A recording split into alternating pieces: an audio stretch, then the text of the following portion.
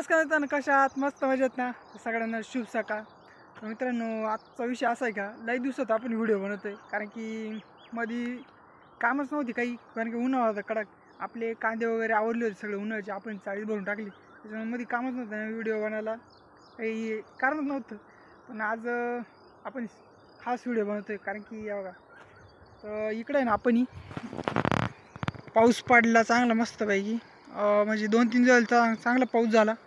मेमध्येच पाऊस झाला कारण की शक्यतो पाऊस पडतच नाही या महिन्यात आपल्याकडं. पण या वर्षी पडला पाऊस, त्याच्यामुळं आपणही ना दरवर्षी आपण इथं फुलं लावायचो. इथं इथं यावर्षी आपण नवीन पीक बदलून घेतलं आहे.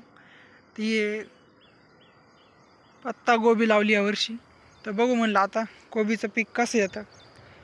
पहिल्यांदाच लावतो आपण, याच्या आधी काहीच लावली आणि थोडंच लावलं, एवढं जास्त नाही आहे, 10-12 पांड्यावर. इथं मागच्या वर्षी फुलं होती इथं गणपतीसाठी. यावर्षी आपण कोबी लावली. बघू आता कसं येतं, परवडते की नाही. खूप साऱ्या लोकांचं म्हणतं कोबी लावा चांगलं असतं, जास्त हे नसतं, पण खर्च भरपूर आला आतापर्यंत लावायला. बघू आता पीक कसं निघतं. आणि आजचं वातावरण बघा, असं म्हणजे आता 5-6 दिवसापासून असंच वातावरण ढगाळ. शक्यतो यामध्ये एकदम कडक ऊन राहतं. मागच्या वर्षी एकदम कडक ऊन होतं, आपण उन्हातच लावली होती.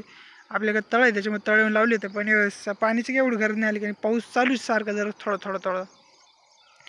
यावं आपलं झाड पण मस्त आता ढाळायला लागली, नवीन पालं फुटायला लागली बा. 5-6 दिवस झाले लावून, फक्त एवढी लावली.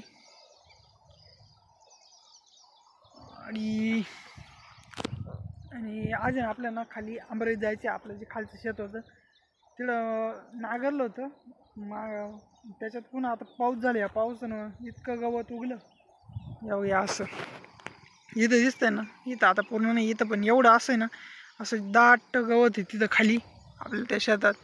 मग आता तिथं रोटरी मारायला जायचं आहे थोड्या वेळाने. चला. आणि आपलं मस्त आता एकदम आपण हे ड्रिप लावलीत कारण की उन्हाळा आहे म्हणलं, पाऊस नाही. ड्रिपच लागण केली होती, पण पाऊस चांगला झाला.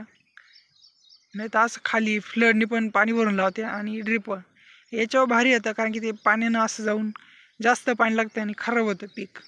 इथं असं 1 फुटावर लावलं आहे, इथं पण 1 फुटाचा गॅप आहे असं, म्हणजे जे आपलं पीक आहे त्याला असा गड्डा मोठा होईल, जास्त अडचण होणार नाही. चला आता जाऊ आपण घरी, आणि थोड्या वेळाने खाली जायचं ट्रॅक्टर घेऊन, रोटरी मारून येऊ तिथं, कारण की आता पाऊस चालूच आहे. इथं पण असं गवत उगायला लागलं. तिथं आपल्याला मकाच करायची आता, मग कांदा लावायचा आहे. आणि इथं मका टाकली गाईला खायला थोडीशी. इथं पण मका टाकायची, आणि घरापुढं मका, आणि तिथं पण मका टाकायची, आणि मग सगळा कांदा लावायचा. रोटरी जोडून घेतली, ट्रॅक्टर घेऊन निघालो आता खालच्या शेतात. चला जाऊ आता खालच्या शेतात, बघू आता किती गवत झाले, त्याच्यावर रोटरी मारून देऊ. आणि हे वातावरण बघा ना कसं झालं आहे पावसाचं.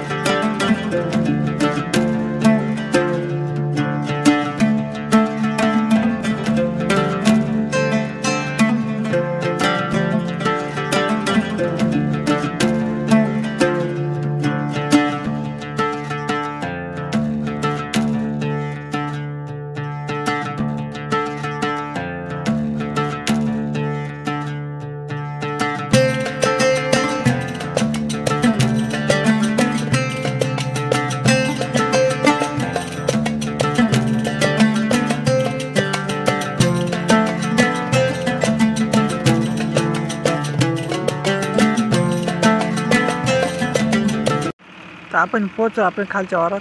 या बघा किती गवत आहे आपल्या आंबरीत, हे सगळं कांडी गवत आहे.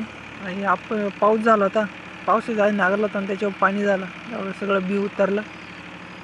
हे जर पुढं पाऊस चालू झाला तर लय मोठं होऊन जाईल. मग आत्ताच सवड भेटली, वाफ आहे, तो रोटरी मारून देऊ याच्यावर. किती उगलं एकसारखं. आता रोटरी मारली काय असं एकदम मातीत बुजून जाईल म्हणून ते सडून जाईल बाकीचं गवत. आणि त्याच्यात ही बगळेबान किती आली, सगळे बगळे वावरात. किती सारे किडकं उडते ना, ते खाते ते बरोबर. चला आता पटकन रोटी मारून घेऊ पाऊस यायच्या आधी.